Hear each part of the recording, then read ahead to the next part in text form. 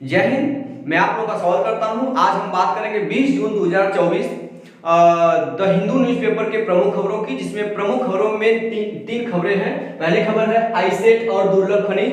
कल हम लोग आईसेट के बारे में बात किए थे, आज भी आईसेट के बारे में बात करेंगे हम लोग। दूसरी खबर है नालंदा विश्वविद्यालय सम्मिलित है। तो जो नालंदा विश्वविद्यालय के नए कैंपस की शुरुआत जो है प्रधानमंत्री नरेंद्र मोदी द्वारा किया गया है, हम उस पर बात करेंगे आज।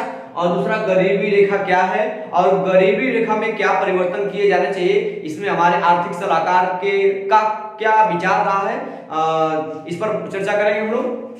चलिए हम पहली खबर पर चर्चा करते हैं। जो पहली खबर आपका भारत यूएस से आईसेट वार्ता का आयोजन हुआ है भारत और अमेरिका के बीच। इसे भारत और अमेरिका के बीच द्विपक्षीय समझौता हुआ है। किस पर काम करेगा? ये काम करेंगे खनिज पर, कुछ महत्वपूर्ण खनिज पर सहयोग को बढ़ावा देने के लिए। अब ये कुछ महत्वपूर्ण खनिज क्या है? ऐसे खनिज जो रेयर केस में मिलते हैं, मतलब जल्दी मिलते नहीं है, उनको बोला था दुर्लभ खनिज। ऐसे मिलते उनको बढ़ावा देने के लिए भारत और अमेरिका के बीच एक समझौता हुआ है, वो आईसेट के थ्रू हुआ। आईसेट की शुरुआत जो है जनवरी 2023 में हुई है। ये पहले से हम बात करेंगे, आगे चलते हैं कि इसमें भारत अमेरिका, इसमें भाग कौन कौन ले रहा है, इसमें भाग बात करेंगे। तो पहले देखिए अमेरिका वाणिज्य विभाग और भारत के वाणिज्य एवं उद्योग मंत्रालय तथा खनन मंत्रालय से भाग लेंगे। तो पूछ सकता है कि आईसेट के अंतर्गत जो समझौता हुआ, उस समझौते में भारत की तरफ से भाग कौन लेगा? भारत की तरफ से भाग लेंगे अमेरिका की तरफ से अमेरिका वाणिज्य विभाग की तरफ से मंत्री आएंगे और भारत के वाणिज्य एवं उद्योग मंत्रालय तथा खनन मंत्रालय के मंत्री आएंगे, इसे भाग लेंगे। दूसरा कार्य किस पर होगा? कार्य में ग्रेफाइट, गैलियम और जर्मेनियम की आपूर्ति को बढ़ावा देने के लिए बात होगा कि ग्रेफाइट को बढ़ावा दिया जाए, गैलियम को बढ़ावा दिया जाए और जर्मेनियम की, मतलब इनकी आपूर्ति कैसे बढ़ाई जाए, दूसरी बात करेंगे हम लोग, और इनकी आपूर्ति को मजबूत किया जाएगा। आईसेट मैंने आपको बताया कि भारत और यूएसए के बीच एक संयुक्त पहल है, जिसमें क्या होता है कि आर्टिफिशियल इंटेलिजेंस को बढ़ावा दिया जाएगा, क्वांटम कंप्यूटिंग को बढ़ावा दिया जाएगा और सेमीकंडक्टर्स को बढ़ावा दिया जाएगा। तो इनको बढ़ाने के लिए पहल शुरुआत की गई है। पूछ सकता है कि आईसेट जो है समझौता किन दो देशों के बीच हुआ? तो आईसेट समझौता जो हुआ है वो हुआ है भारत और अमेरिका के बीच हुआ है। किस चीज पे बात होगी? ये टेक्नोलॉजी को बढ़ावा देने के लिए या उन टेक्नोलॉजी को बढ़ावा देने में जो चीजें यूज होती हैं उन चीजों की आपूर्ति के लिए मतलब कि ये संयुक्त पहल शुरुआत की गई है। हम बात करेंगे संचालन कौन करेगा? दोनों देशों की राष्ट्रीय सुरक्षा परिषद मिलकर इसको चलाएंगे। और दुर्लभ खनिज, अब दुर्लभ खनिज क्या क्या देखते हैं हम लोग? दुर्लभ खनिज आर्थिक विकास और राष्ट्रीय सुरक्षा के लिए आवश्यक, ठीक। अब ये दुर्लभ खनिज क्या होते हैं? ऐसे खनिज जो किसी देश के आर्थिक विकास में सहयोग करते हो, दूसरी बात और राष्ट्रीय सुरक्षा के लिए आवश्यक हो, वो होते हैं दुर्लभ खनिज। ऐसे खनिज जो किसी देश के विकास में, आर्थिक विकास में सहयोग करते हो और उनकी राष्ट्रीय सुरक्षा के लिए आवश्यक है, वो उन खनिजों को बोलते हैं दुर्लभ खनिज। लेकिन अगर दुर्लभ खनिज जिन देश के पास अगर नहीं रहेगा तो उस देश में आर्थिक विकास में बाधा आएगी, राष्ट्रीय सुरक्षा में कमी आएगी, ये चीज है। तो दुर्लभ खनिज बहुत महत्वपूर्ण चीज है, जिससे हम आर्थिक विकास में बढ़ावा मिलता है दुर्लभ खनिज से। तो दुर्लभ खनिज क्या है समझे आप लोगों को? अब हम बात करेंगे इसको, मैंने बताया आईसेट की शुरुआत हुई थी जनवरी 2023 में वो। अब इसमें जो आईसेट शुरुआत 2023 में, तो उसमें 30 महत्वपूर्ण खनिजों को नामित किया गया है कि इनको बढ़ावा दिया जाएगा। देखिएगा भारत सरकार द्वारा 30 महत्वपूर्ण खनिजों की एक सूची जारी की जाएगी। 30 महत्वपूर्ण खनिजों की सूची जाएगी जो दुर्लभ खनिज के अंतर्गत आएंगे, उनको बढ़ावा जाएगा। तो ये नंबर आप लेगा कितने खनिजों को? 30 खनिजों को। अब हम बात करेंगे कि भारत सरकार द्वारा, देखिए थोड़ा सा दिख नहीं रहा होगा, मैं बोल दे रहा हूं कि भारत सरकार द्वारा खनिज विदेश इंडिया लिमिटेड, जिसको बोलते हैं काबिल, क्या बोलते हैं? काबिल, ये एक पहल शुरू हुई है, काबिल पहल शुरू हुई है। क्या नाम इसका? भारत सरकार द्वारा खनिज विदेश इंडिया लिमिटेड, खनिज विदेश इंडिया लिमिटेड को बोलते हैं काबिल ना, का गठन किया गया है। इसको बढ़ावा देने के लिए काबिल क्या है? खनिज विदेश इंडिया लिमिटेड। बात करेंगे जो लिथियम को बढ़ावा देने के लिए यहाँ पे शुरू किया गया लिथियम ट्रायंगल। तो अब देखिए पूरे विश्व में लगभग 60% जो लिथियम होता है मात्र 3 देशों में पाया जाता है। उन्हीं तीनों देशों को बोला गया लिथियम ट्रायंगल।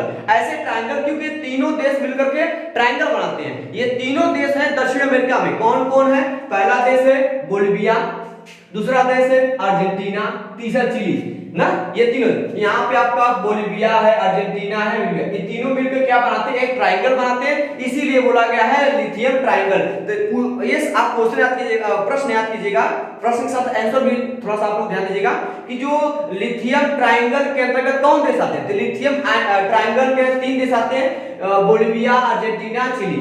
ठीक है, तब तक एक आप कमेंट बॉक्स में बताइए कि जो है कि बोलिविया, अर्जेंटीना और चिली की राजधानी क्या क्या है, जल्दी बताइए आप लोग, तब तक चलेगा।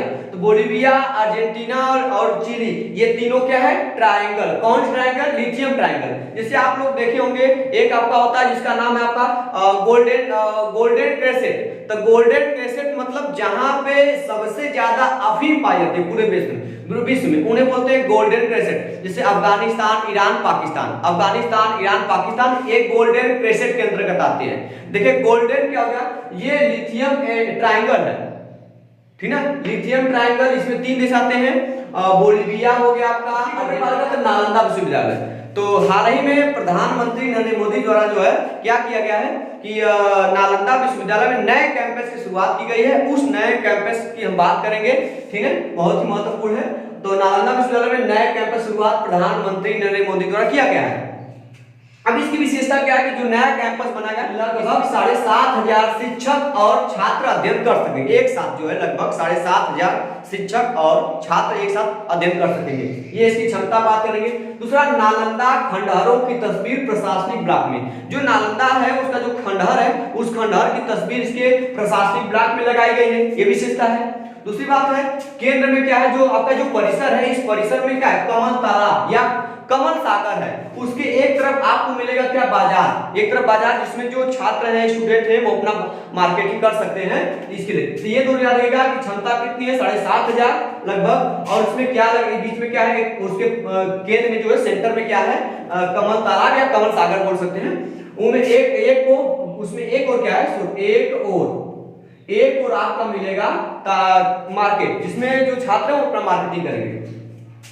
यह नेट जीरो, सबसे महत्वपूर्ण बात पर्यावरण की दृष्टि से, नेट जीरो ग्रीन कैंपस। आप देखें नेट जीरो ग्रीन कैंपस क्या है, नेट जीरो ग्रीन कैंपस का मतलब हो गया इसमें जो कैंपस, इसमें कैंपस से जो भी CO2 निकलेगा, जो भी व्यर्थ गैसें निकलेंगी, जो वातावरण को दूषित करेंगी, ठीक है, वो उन गैसों को एब्जॉर्ब कर लेगा वापस, मतलब जो निकलेगा उसको एब्जॉर्ब करेगा। इसका मतलब हो गया नेट जीरो ग्रीन कैंपस, मतलब वातावरण कोई प्रभावित नहीं, वायुमंडल में इसका कोई नुकसान नहीं होगा, इसलिए नेट जीरो ग्रीन कैंपस भी इसमें बनाया गया। तो पूरे विश्व में मात्र एक नेट जीरो ग्रीन कैंपस कहां पर, नालंदा विश्वविद्यालय में। ये बहुत ही महत्वपूर्ण है। आगे इसमें पुनः जल प्रकरण बनाया गया है, मतलब जो व्यर्थ जल होंगे, जो बेकार जल होंगे, उन जल को क्या करेगा, पुनः वापस क्या करेगा, रिसाइकिल करके वापस सही बना दिया जाएगा, मतलब शुद्ध बना दिया जाएगा।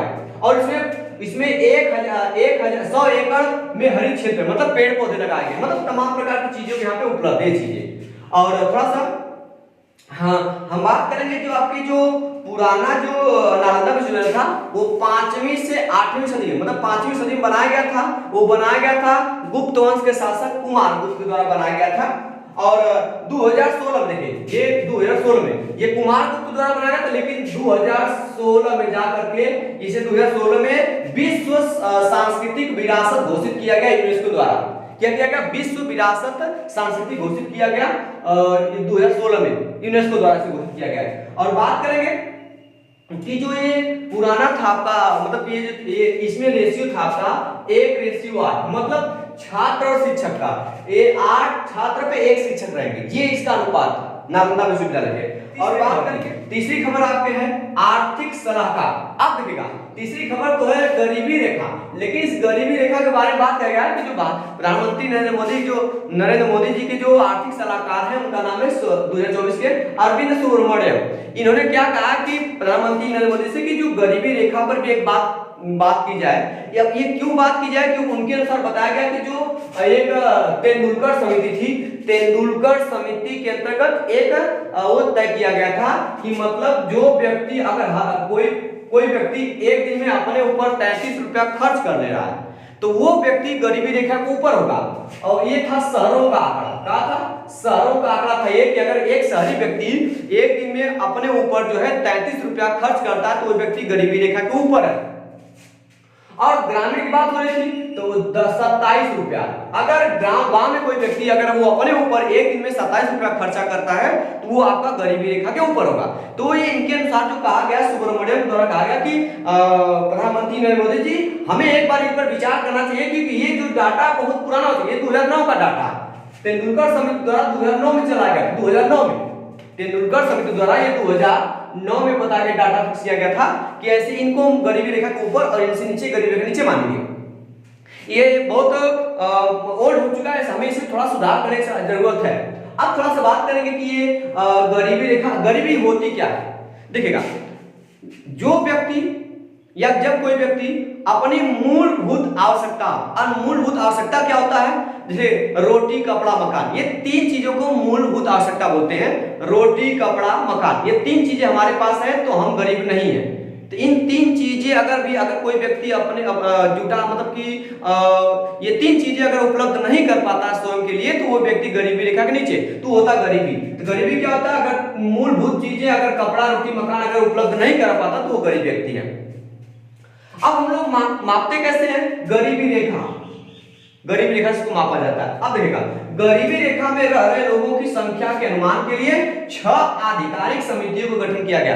अब तक जब से हमारा देश आजाद हुआ तब से अब तक लेकर गरीबी रेखा में रह रहे लोगों की संख्या को मापने के लिए हम टोटल 6 समितियों का गठन कर चुके हैं। पहले हम सबका बात करें आयोग 1962 यह था, दूसरा आया था VM दांडेकर और एन रथ समिति 1971 में आया था, दूसरा आया था अलग समिति 1979 में आया था, फिर लकड़ावाला समिति 1993 में आया था, फिर तेंदुलकर समिति, वर्तमान में डाटा वो इसी के अनुसार है, तेंदुलकर समिति वो 2009 में आया था, और एक है रंगराजन समिति 2014 में। तो ज्यादा महत्वपूर्ण आपके लिए तेंदुलकर समिति है, 2009 की है। इसमें क्या कहते हैं, अगर कोई परिवार में 4 लोग हैं तो अगर वो महीने में 4000 रुपए अपने ऊपर खर्च कर रहे हैं, अगर प्रति व्यक्ति देखा जाए तो अगर महीने में वो 1000 रुपया अगर खर्च कर रहा है अपने ऊपर 1000 रुपया, तो वो व्यक्ति गरीबी रेखा से ऊपर होगा। ये था। अगर दिन की बात करेंगे तो वो एक दिन में अगर कोई व्यक्ति 33.3 रुपया खर्च करता है तो वो व्यक्ति गरीबी रेखा के ऊपर है। दूसरा ग्रामीण की बात करेंगे, गांव में अगर कोई व्यक्ति है, अगर महीने की बात करेंगे अगर वो 816 रुपया खर्चा कर रहा है अपने ऊपर तो वो व्यक्ति गरीबी रेखा के ऊपर है। अगर पर डे की बात करेंगे हम लोग, एक दिन में अगर 27 रुपया खर्चा कर रहा है तो वो व्यक्ति क्या गरीबी रेखा के ऊपर होगा। इतना देखिए, इतना देखिए 33 रुपया बहुत, आज के में 33 रुपया में कुछ चलिए मतलब एक टाइम का खाना आपको सही से नहीं मिल पाएगा 33 रुपया में, ठीक है। तो इसलिए जो है ये इतना नीचे रखने के बाद भी हमारी 21.9% एक पूरी जनसंख्या का 21.9% भाग जो अभी गरीबी रेखा के नीचे है। इसका मतलब इतना कम बॉर्डर रखने के बाद भी समझ लीजिए कि हमारे जो देश में गरीबी रेखा वो नीचे है, 21% लोग गरीब हैं। ये हो रहा है। इसी सुधारने के लिए ये आर्थिक सलाहकार द्वारा जो है वो दी गई मतलब की बात चर्चा के लिए कहा गया है प्रधानमंत्री नरेंद्र मोदी जी को। अब ये चीजें था आपका, ये आज के लिए महत्वपूर्ण खबरें थी। आज के लिए इतना है।